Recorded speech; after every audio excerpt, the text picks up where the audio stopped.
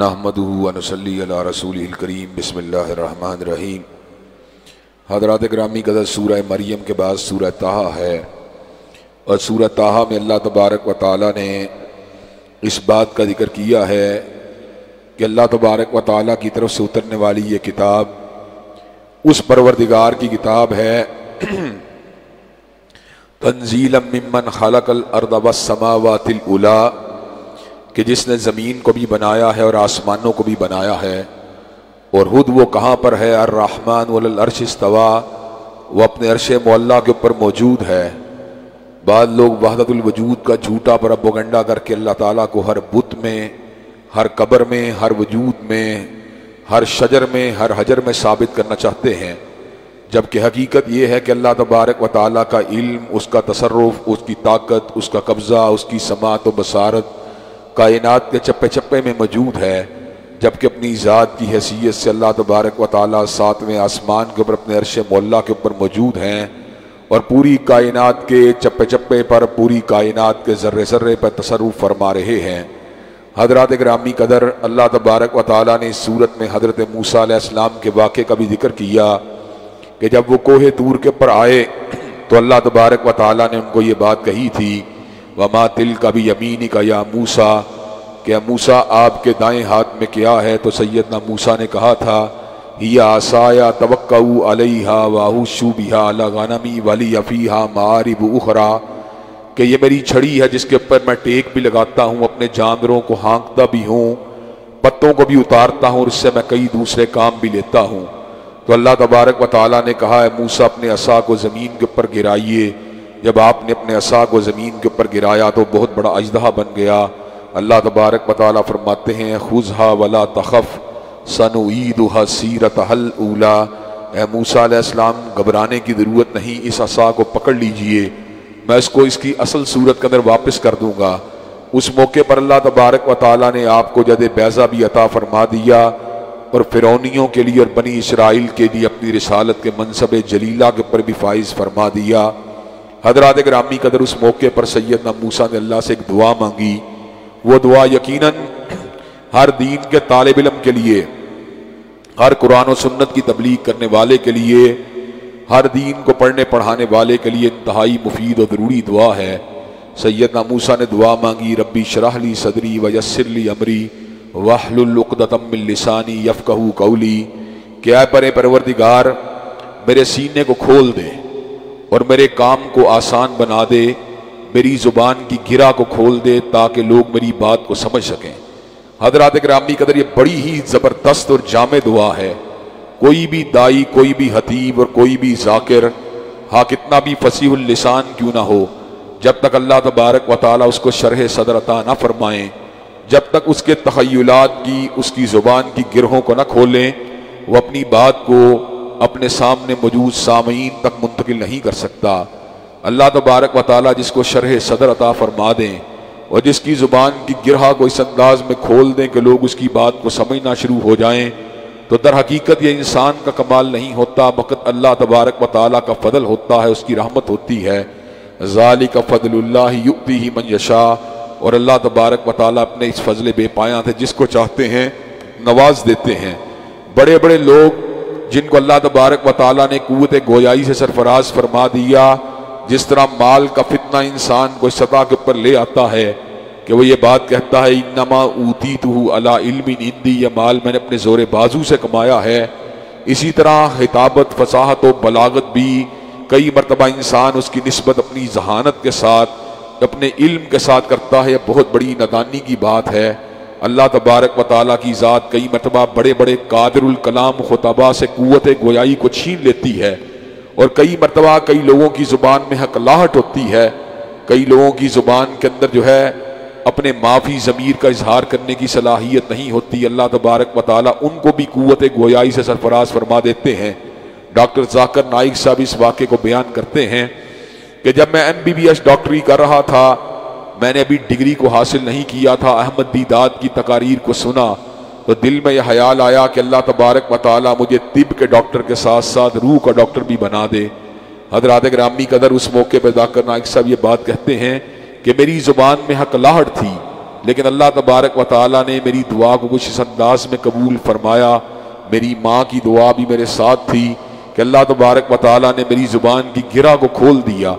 اب جب وہ لوگوں سے کلام کرتے ہیں، گفتگو کرتے ہیں، کبھی کسی بندے کے ذہن میں یہ خیال نہیں آیا اتنی روانی کے ساتھ، تسلسل کے ساتھ، فصاحت و بلاغت کے ساتھ، ترتیب کے ساتھ گفتگو کرنے والا شخص اصل میں زبان کی ہکلاہٹ کی بیماری کا شکار تھا. حضرات گرامی قدر، اللہ تعالیٰ نے جو قرآن میں یہ بات کہی ہے لَئِن شَكَرْتُمْ لَأَزِيدَنَّكُمْ وَلَئِن كَفَرْتُمْ إِنَّ عَذَابِي لَشَدِيدٌ، اگر تم میری نعمتوں کا شکریہ ادا کرو گے تو میں اپنی نعمتوں کو بڑھا دوں گا، اور اگر تم نے کفران نعمت کیا تو میری پکڑ بڑی ہی شدید ہے. حضرات گرامی قدر، چنانچہ فصاحت و بلاغت کے مل جانے کے اوپر نازاں، فرحاں، عقر، غرور کو اختیار کرنے کی بجائے اس انکساری اور اللہ تبارک و تعالیٰ کے سامنے جھکنے والے طرز عمل کو اختیار کرنا چاہیے. زبان دانی کا مل جانا یقیناً انسان کی نجات کے لیے اس وقت تک کافی نہیں ہو سکتا جب تک اللہ تعالیٰ اس کے کلام کو قبول نہیں کرتے، اس کی دعوت کو قبول نہیں کرتے. وگرنہ کتنے ہی خطابہ ایسے ہوں گے،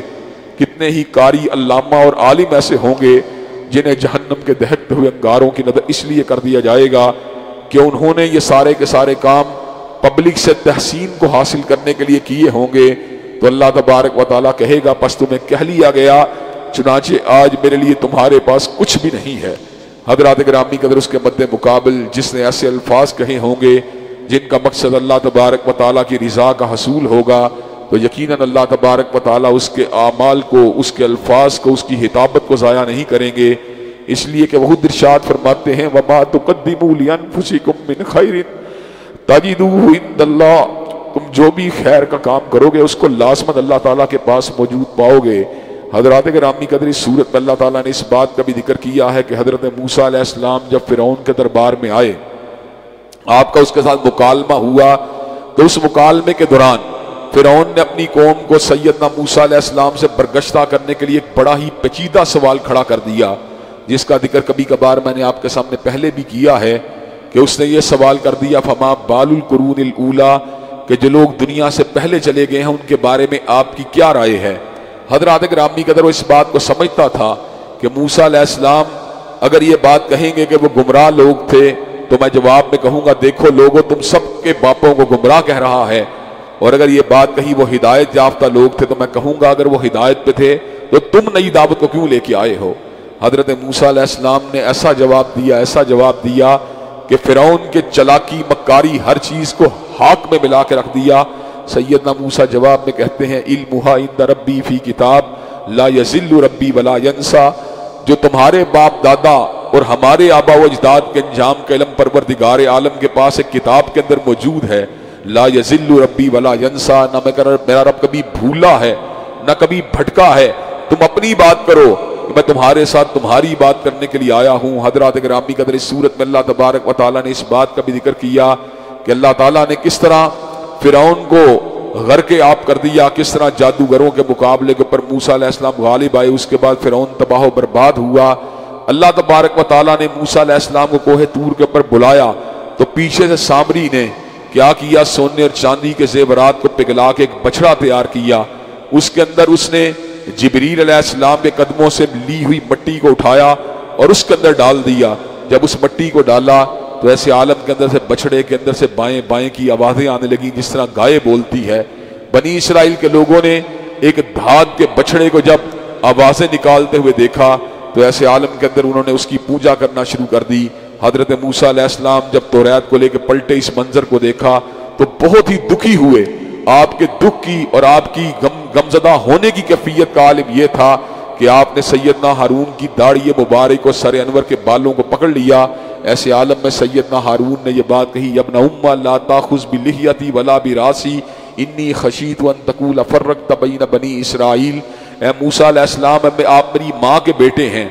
آپ میرے سر کے بالوں کو چھوڑیے، میری داڑھی کو چھوڑیے. میں نے جو کچھ بھی کیا حسن نیت کے ساتھ کیا. میرا مقصد یہ تھا کہ اگر میں ان کے اوپر سختی کرتا ہوں تو بنی اسرائیل کے اندر بٹوارہ پیدا ہو جائے گا، یہ ٹکڑوں میں تقسیم ہو جائیں گے. میں آپ کی آمد مسعود کا انتظار کر رہا تھا کہ آپ تشریف لے کے آئیں اور اپنی قوم کے لوگوں کے درمیان صحیح معنوں میں حجت کو قائم کر سکیں. حضرات گرامی قدر، اس صورت میں اللہ تعالیٰ نے اس بات کا بھی ذکر کیا کہ حضرت موسیٰ علیہ السلام نے اس بچڑے کو آگ لگا کر سمندر کے پانی کی نظر کر دیا اور لوگوں کے اوپر اس بات کو وعدے کر دیا جو جل کے راکھ ہو جائے، جو پگھل جائے، جس کو پانی میں بہا دیا جائے، وہ انسانوں کا معبود نہیں ہو سکتا۔ یہ بتوں کی پوجا کرنے والے، یہ شجر و حجر کی پوجا کرنے والے نہ جاننے اس حقیقت کو کیوں بھول جاتے ہیں کہ وہ درخت جو کٹ جائے، وہ پتھر جو ٹوٹ جائے، وہ انسانوں کے نفع و نقصان کا مالک نہیں ہو سکتا۔ وہ ستارہ جو ڈوب جائے، وہ سورج جو ہے افق کے اس پار چلا جائے،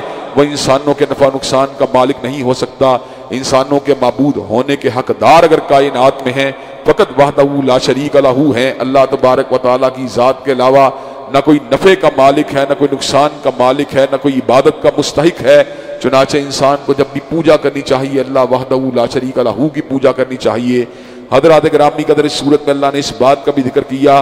کہ حضرت رسول اللہ پہ اللہ نے اس وحی کا نزول فرما دیا کہ آپ یہ بات کہا کیجئے، ربی زدنی علما، اے میرے پروردگار میرے علم میں اضافہ فرما۔ حضرات گرامی قدر، علم میں اضافے کی دعا ہر انسان کو مانگتے ہی رہنا چاہیے، مانگتے ہی رہنا چاہیے۔ علم کوئی ایسی چیز نہیں جو 30 سال کی عمر میں مکمل ہو جائے، 40 سال کی عمر میں مکمل ہو جائے، 50-60 برس کی عمر میں مکمل ہو جائے۔ علم ایک ایسی چیز ہے، آگہی، شعور، حکمت، دانائی، کلام اللہ کی آیات، احادیث طیبہ کا شعور اور فہم ایک ایسی چیز ہے جو انسان کو قبر کی دیواروں تک حاصل ہوتی ہی رہتی ہے۔ الحمدللہ میں قرآن مجید کا کل وقتی طالب علم ہوں، درجنوں مرتبہ نہیں بلکہ سینکڑوں مرتبہ قرآن مجید کو پڑھنے کا موقع ملا، لیکن سچی بات یہ ہر مرتبہ پڑھنے کے بعد یوں محسوس ہوتا ہے کوئی نقطہ ایسا سامنے آ گیا ہے جو اس سے قبل آنکھوں میں نہیں آیا تھا، اس سے پہلے شعور میں نہیں آیا تھا، اس سے پہلے اس کا فہم، اس کا ادراک حاصل نہیں ہوا تھا۔ تب انسان کو اپنی بے بذاتی کا، اپنی کم مائیگی کا، اپنی کم علمی کا، اپنی بے وقتی کا احساس ہوتا ہے۔ یہ بات انسان سمجھتا ہے کہ یقیناً اس کو علم اور آگہی کے حصول کے لیے ہمہ وقت دعاؤں کو مانگتے ہی رہنا چاہیے۔ اس صورت میں اللہ تعالیٰ نے اس بات کا بھی ذکر کیا جو اللہ تبارک و تعالیٰ کی نازل کردہ وحی کے پیغامات سے اپنے چہرے کو موڑ لیتے ہیں، اس کو اگنور کرتے ہیں، ان کا انجام بڑا ہی خطرناک ہے۔ من اعرض عن ذکری فإن لہ معیشۃ ضنکا، اللہ تبارک و تعالیٰ فرماتے ہیں جو میرے ذکر سے اپنے منہ کو موڑے گا میں اس کا جیون تنگ کر دوں گا، وَنَحْشُرُهُ يَوْمَ الْقِيَامَةِ يَعْمَىٰ، اور قیامت کے دن اس کو اندھا کر کے اٹھاؤں گا۔ ایسے عالم میں انسان اللہ کی بارگاہ میں یہ بات کہے گا، ربی لما حشرتنی اعمیٰ وقد کنت بصیرا، اے میرے پروردگار آپ نے مجھے اندھا کر دیا، میری تو آنکھیں ہوتی تھیں۔ تو اللہ تبارک و تعالیٰ یہ بات کہیں گے، کذالک اتتک آیاتنا فنسیتھا وکذالک اليوم تنسیٰ، میں نے تجھے اپنی آیات دی تھی، میں نے تیرے پاس اپنے پیغام کو بھیجا تھا، لیکن تو نے میرے پیغام کو فراموش کر دیا، چنانچہ آج کے دن میں نے بھی تجھے فراموش کر دیا ہے۔ حضرات گرامی قدر، اس کے بعد سورہ انبیاء ہے اور اس کے اندر اللہ تبارک و تعالیٰ نے توحید کے حوالے سے بھی اور بعض انبیاء کے سیرت و کردار کے حوالے سے بھی بڑے ہی زبردست مضامین بیان کیے ہیں۔ اللہ تبارک و تعالیٰ اعلان فرماتے ہیں، وَمَا خَلَقْنَا السَّمَاءَ وَالْأَرْضَ وَمَا بَيْنَهُمَا لَاعِبِينَ، ہم نے زمین اور آسمان اور ان کے مابین جو کچھ بھی بنایا ہے کھیل تماشے کے لیے نہیں بنایا۔ لو اردنا ان نتخذ لہوا لاتخذناہ من لدنا ان کنا فاعلین، اگر ہم نے کھیل ہی کھیلنا ہوتا تو ہم کسی اور طریقے سے بھی یہ کام کر سکتے تھے۔ یہ کیوں بنایا گیا ہے، یہ ساری بزم کو کیوں سجایا گیا ہے، یہ درختوں کے پتوں کو کیوں بنایا گیا ہے، یہ سمندر کی لہروں کو کیوں بنایا گیا ہے، یہ آسمان کی اونچی چھت کو کیوں بنایا گیا ہے۔ اللہ تبارک و تعالیٰ فرماتے ہیں، وما خلقت الجن والانس الا لیعبدون،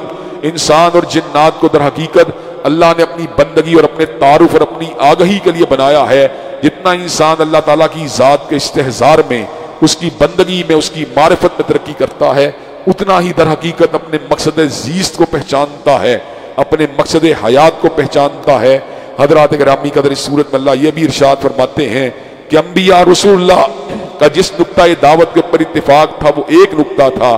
شرائع کے اندر اختلاف رہا، نکاح کے احکامات بدلے، تجارت کے احکامات بدلے، تمدن کے احکامات بدلے، لیکن ایک نقطہ ایسا تھا جس کے اوپر تمام انبیاء کا اشتراک رہا۔ وہ نقطہ کیا تھا؟ وما ارسلنا من قبلک من رسول الا نوحی الیہ انہ لا الہ الا انا فاعبدون، جتنے بھی انبیاء آئے اللہ نے ان کے پر اسی وحی کا نزول فرما دیا کہ میرے سوا کوئی الہ نہیں ہے، میرے سوا کوئی معبود نہیں ہے، چنانچہ میری ہی پوجا ہونی چاہیے، اور جو کوئی بھی اللہ تبارک و تعالیٰ کے سوا کسی اور کی پوجا کی بات کرے گا، اور جو کوئی بھی یہ بات کہے گا میں الہ ہوں اللہ کے سوا، جیسے کہ فرعون نے دعویٰ کیا، جیسے کہ زمین کے اوپر بعض جھوٹے شیاطین کے پیروکار اس بات کا دعویٰ کرتے ہیں، جیسے کہ دجال اس بات کا دعویٰ کرے گا، اور جیسے کہ ملحدین اور دہریے اس بات کا دعویٰ کرتے ہیں کہ معاذ اللہ ثم معاذ اللہ کائنات خودکار ہے اور کائنات کو کسی نے بھی نہیں بنایا، تو اللہ تبارک و تعالیٰ فرماتے ہیں وَمَن يَقُلْ مِنْهُمْ إِنِّي إِلَٰهٌ مِّن دُونِهِ فَذَلِكَ نَجْزِيهِ جَهَنَّمَ وَكَذَلِكَ نَجْزِي الظَّالِمِينَ، اور جو کوئی بھی یہ دعویٰ کرتا ہے، جو کوئی بھی یہ بات کہتا ہے کہ میں الہ ہوں اللہ کے سوا، فَذَلِكَ نَجْزِيهِ جَهَنَّمَ، تو ایسا جہنمی ہے، اور ہر ظالم کا یہی انجام ہوگا، ہر ظالم کو اسی انداز میں صلہ دیا جائے گا۔ حضرات گرامی قدر، اس صورت میں اللہ تعالیٰ نے ایک حیاتیاتی حقیقت یعنی بیالوجیکل حقیقت کا بھی ذکر کیا ہے، بایولوجیکل فیکٹ کو بھی اللہ تعالیٰ نے اس صورت میں بیان کیا ہے، اور وہ فیکٹ کیا ہے وَجَعَلْنَا مِنَ الْمَاءِ كُلَّ شَيْءٍ حَيٍّ، کہ اس دنیا کے اندر جو چیز بھی زندہ ہے اللہ تعالیٰ نے اس کی اساس پانی کے اوپر رکھی ہے، اس کی بنیاد پانی کے اوپر رکھی ہے، انسان ہو، حیوان ہو، جانور ہو، نباتات ہوں، جس میں بھی حیات کا جوہر موجود ہے اللہ تعالیٰ نے اس کا آغاز پانی سے فرما دیا۔ یہ اللہ تبارک و تعالیٰ کی قدرت کا ایک بہت بڑا کارنامہ ہے۔ حضرات گرامی قدر، اس صورت میں اللہ تعالیٰ اس بات کا بھی ذکر فرماتے ہیں کہ اللہ تبارک و تعالیٰ انسانوں کو کبھی اچھے حالات سے آزماتے ہیں، کبھی برے حالات سے آزماتے ہیں، کبھی مال دے کے آزماتے ہیں، کبھی غربت دے کے آزماتے ہیں، کبھی صحت دے کے آزماتے ہیں، کبھی بیماری دے کے آزماتے ہیں، کبھی خوشی دے کے آزماتے ہیں، کبھی غم دے کے آزماتے ہیں۔ وَنَبْلُوكُمْ بِالشَّرِّ وَالْخَيْرِ فِتْنَةً، اللہ تبارک و تعالیٰ دیکھ رہے ہوتے ہیں کہ خوشی کے عالم میں شکر کرنے والا کون ہے اور غم کے عالم میں صبر کرنے والا کون ہے۔ جو بندہ خوشی کے عالم میں اللہ تبارک و تعالیٰ کو بلا دے اور غم کے عالم میں اس سے لا تعلقی کو اختیار کر لے، وہ بندہ ناکام ہی ناکام ہے، نامراد ہی نامراد ہے۔ لیکن جو بندہ خوشی کے عالم میں بھی اس کے سامنے عاجزی کو اختیار کرے اور غم کی حالت کے اندر بھی اسی کے ساتھ انابت کو اختیار کرے، اسی سے تعلق کو استوار کرے، وہ کبھی ناکام اور کبھی نامراد نہیں ہو سکتا۔ حضرات گرامی قدر، اس صورت میں اللہ تعالیٰ نے اس بات کا بھی ذکر فرما دیا کہ اللہ تبارک و تعالیٰ قیامت کے دن میزان عدل کو قائم کریں گے، جو حقیقت میں میزان احسان ہے، جس کے اندر ایک نیکی کو 10 سے ضرب دے کے ڈالا جائے گا اور ایک گناہ کو ایک گناہ کے طور پہ ڈالا جائے گا، لیکن اس کے باوجود بھی جو بندہ ناکام ہوگا، نامراد ہوگا، اس کو اللہ تبارک و تعالیٰ کی ذات کے اوپر الزام نہیں دینا چاہیے، بلکہ در حقیقت اس نے اپنی ہی ذات کے اوپر ظلم کیا ہوگا۔ حضرات گرامی قدر، اس صورت میں اللہ تعالیٰ نے جن انبیاء کا ذکر کیا ان میں پہلے سیدنا ابراہیم ہیں۔ اللہ تبارک و تعالیٰ ان کی جوانی کا ذکر کرتے ہیں۔ جوانی کے عالم میں آپ نے بت قدے میں داخل ہو کر کلہاڑے کے ساتھ سارے بتوں کو توڑ ڈالا، ایک کو چھوڑ ڈالا۔ بستی کے لوگ آپس میں چہم گوئیاں کرنے لگے، کہنے لگے سمینا فتن یذکرہم یقال لہ ابراہیم، پوری بستی میں ایک ہی جوان ایسا ہے جو ہمارے بتوں کا مخالف ہے، نام اس کا ابراہیم ہے، کہا اس کو بلایا جائے۔ حضرت ابراہیم کو طلب کیا گیا، بلایا گیا، اور یہ بات کہی گئی انت فعلت ھذا بآلہتنا یا ابراہیم، اے ابراہیم کہ آپ نے ہمارے الہوں کو توڑا ہے۔ حضرت ابراہیم نے الزامی جواب دیا بل فعلہ کبیرہم ھذا فاسألوہم ان کانوا ینطقون، بلکہ ان کے بڑے نے توڑا ہوگا، ان سے پوچھو اگر ان کے اندر قوت گویائی موجود ہے۔ آپس میں چہم گوئیاں کر کے پلٹے، کہنے لگے لقد علمت ما ہؤلاء ینطقون، ابراہیم آپ کو پتا ہے ان کے اندر کلام کرنے کی صلاحیت نہیں ہے۔ حضرت ابراہیم نے توحید پہ کلہاڑے کو اٹھا لیا، اس امر کا اعلان فرما دیا اُفِّل لَكُمْ وَلِمَ تَعْبُدُونَ مِن دُونِ اللَّهِ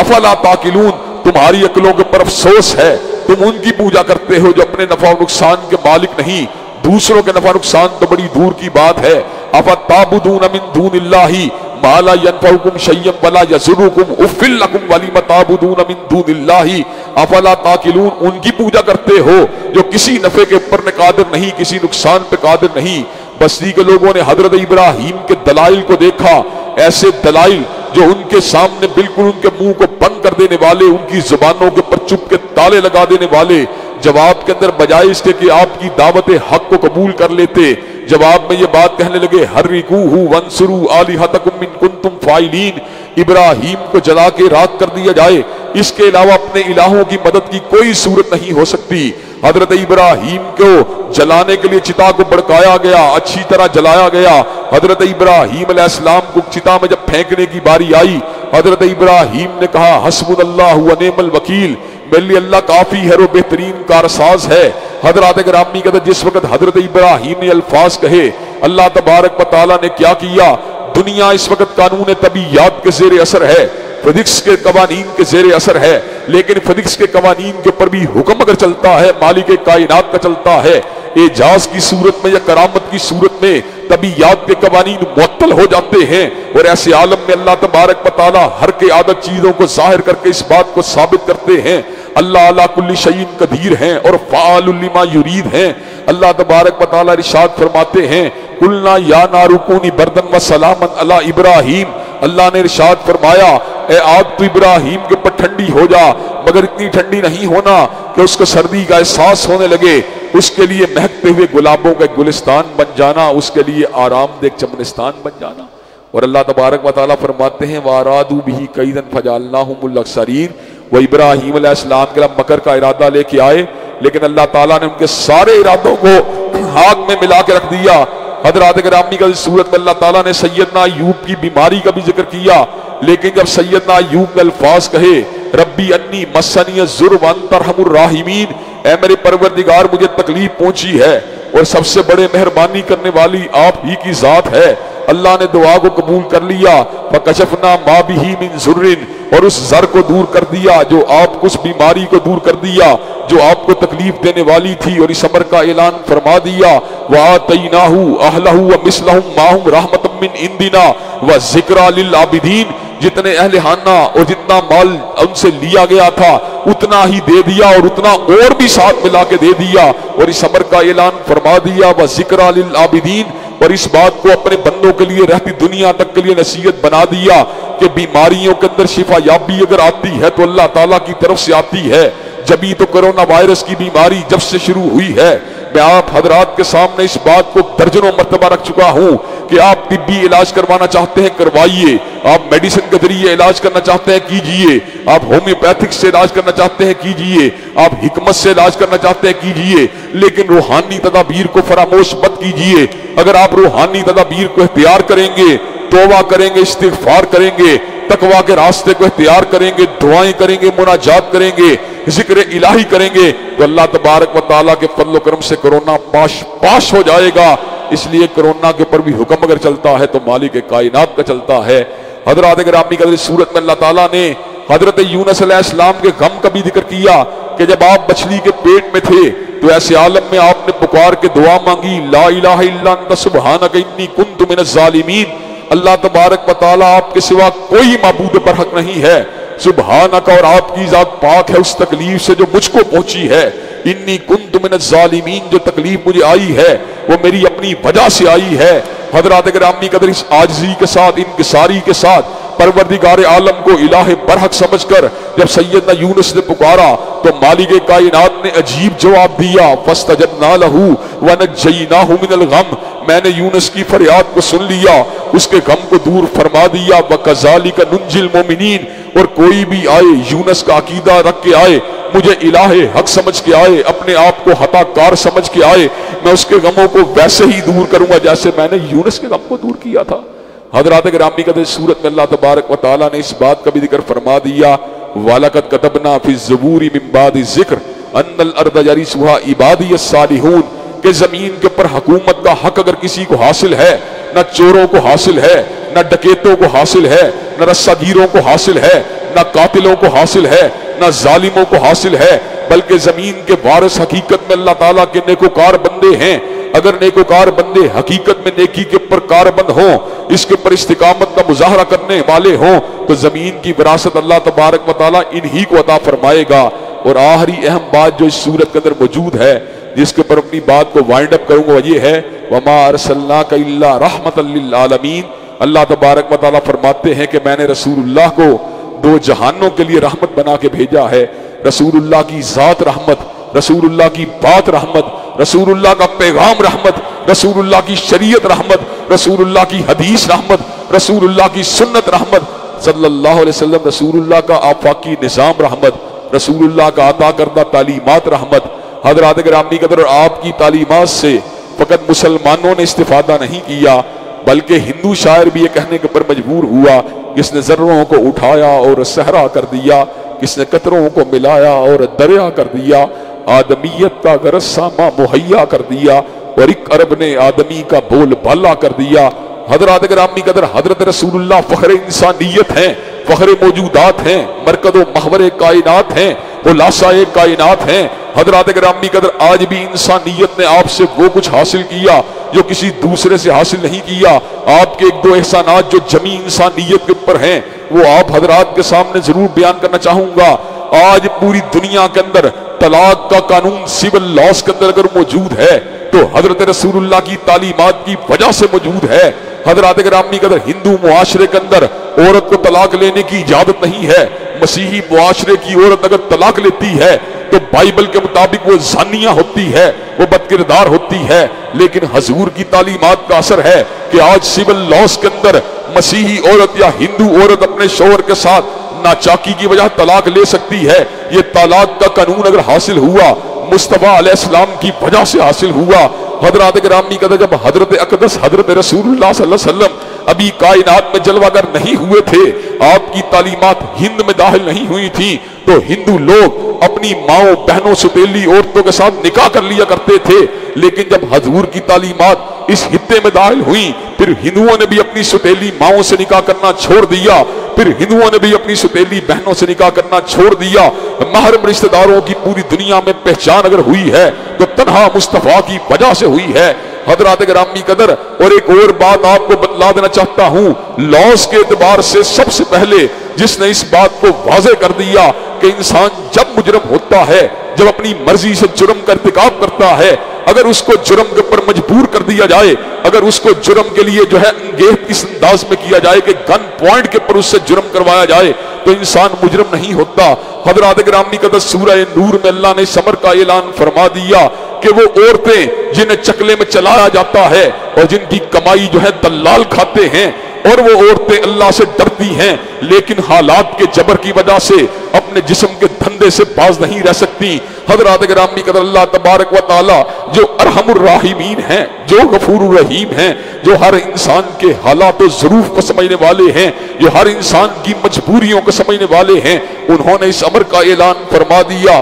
وَمَن يُكْرِهُنَّ فَإِنَّ اللَّهَ مِن بَعْدِ إِكْرَاهِهِنَّ غَفُورٌ رَحِيمٌ۔ جو ان عورتوں کو جبرن چکلے میں چلائے گا تو اللہ تبارک و تعالیٰ ان کو مجبوری کے بعد معاف کر دے گا۔ حضرات گرامی قدر، یہ لاز اگر حاصل ہوئے حضرت رسول اللہ سے حاصل ہوئے، حضرت رسول اللہ کیا ہے، انسانیت کی شام ڈل گئی اور انسانیت صبح کی روشنی کے اندر آ گئی۔ حضرت رسول اللہ کیا آئے، غم کی رات ڈھل گئی، خوشی کا سورج طلوع ہو گیا۔ حضرت رسول اللہ کیا آئے، اندھیرے ظلمات کے چھٹ گئے اور ہدایت کی صبح طلوع ہو گئی۔ حضرات گرامی قدر، حضرت رسول اللہ یقیناً رحمت کائنات ہیں، حضرت رسول اللہ صلی اللہ علیہ وسلم یقیناً رحمت مجسم ہیں، حضرت رسول اللہ صلی اللہ علیہ وسلم یقیناً رحمت للعالمین ہیں۔ حضرت رسول اللہ صلی اللہ علیہ وسلم کی تعلیمات، آپ کا پیغام، آپ کی شریعت اور آپ کا نظام دنیا کا سب سے اعلیٰ، سب سے عرفہ نظام ہے۔ سیاسیات کا طالب علم ہونے کے ناطے میں نے ہیگل کے جدولیاتی فلسفے کو پڑھا، میں نے میکاولی کی دی پرنس کو پڑھا،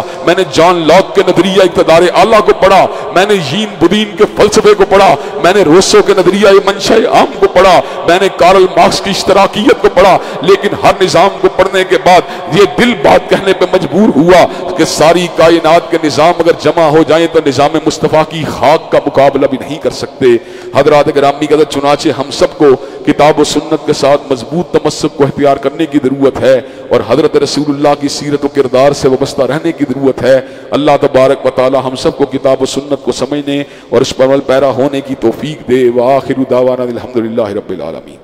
الحمدللہ رب العالمین، الرحمن الرحیم، مالک یوم الدین، ایاک نعبد و ایاک نستعین، اہدنا الصراط المستقیم، صراط الذین انعمت علیہم غیر المغضوب علیہم ولا الضالین، آمین۔ الف لام میم، اللہ لا الہ الا هو الحی القیوم و الہکم الہ واحد لا الہ الا هو الرحمن الرحیم۔ اللہم صلی علی محمد وعلی آل محمد کما صلیت علی ابراہیم وعلی آل ابراہیم انک حمید مجید۔ اللہم بارک علی محمد وعلی آل محمد کما بارکت علی ابراہیم وعلی آل ابراہیم انک حمید مجید۔ اے اللہ ہم سب کے گناہوں کو معاف فرما، اے اللہ ہم سب کی تکلیفوں کو رفع فرما، اے اللہ ہم سب کی بے چینیوں بے قراریوں کو دور فرما، اے اللہ ہم سب کے گھروں میں امن و سکون اور راحتوں کا نزول فرما، اللہ جتنی تکلیفیں آ چکی ہیں ان پہ صبر کرنے والا بنا، اللہ آئندہ والی زندگی میں ہر تکلیف سے اور آزمائش سے ہم سب کو محفوظ و مامون فرما، اے اللہ دین و دنیا کی اعلیٰ ترین کامیابیوں کامرانیوں سے کنار فرما، اللہ دنیا و آخرت کی ذلت و رسوائیوں سے محفوظ و مامون فرما، اللہ رمضان کے اندر کیے گئے چھوٹے چھوٹے نیک اعمال کو قبول و منظور فرما، اللہ بڑے بڑے گناہوں کو معاف فرما، اللہ قاری حفیظ الرحمن صاحب کی اہلیہ کا انتقال ہو گیا، اللہ انہیں معاف فرما، بہت بڑے عالم دین اور خطیب قاری عبدالحفیظ صاحب اور ان کی اہلیہ کا انتقال ہو گیا، اللہ انہیں بھی معاف فرما، ہمارے جوان سال دوست ڈاکٹر مرتضیٰ ملک کے بیٹے حماد مرتضیٰ کا انتقال ہو گیا، اللہ ان کو بھی معاف فرما، بتایا میں نے، یہ بھی ساتھ میں نے بتایا، اللہ تبارک ابائی عبدالغفار کی والدہ کا انتقال ہو گیا، اللہ تعالیٰ ان کی بھی خطاؤں کو معاف فرما، اے اللہ اسلام والی زندگی ایمان والی موت نصیب فرما، اے اللہ اسلام والی زندگی ایمان والی موت نصیب فرما، اے اللہ عزت والی زندگی سعادت والی موت نصیب فرما، کلمے والی زندگی کلمے والی موت نصیب فرما، ربنا آتنا فی الدنیا حسنۃ وفی الآخرۃ حسنۃ وقنا عذاب النار، سبحان ربک رب العزۃ عما یصفون والسلام علی المرسلین والحمد للہ رب العالمین۔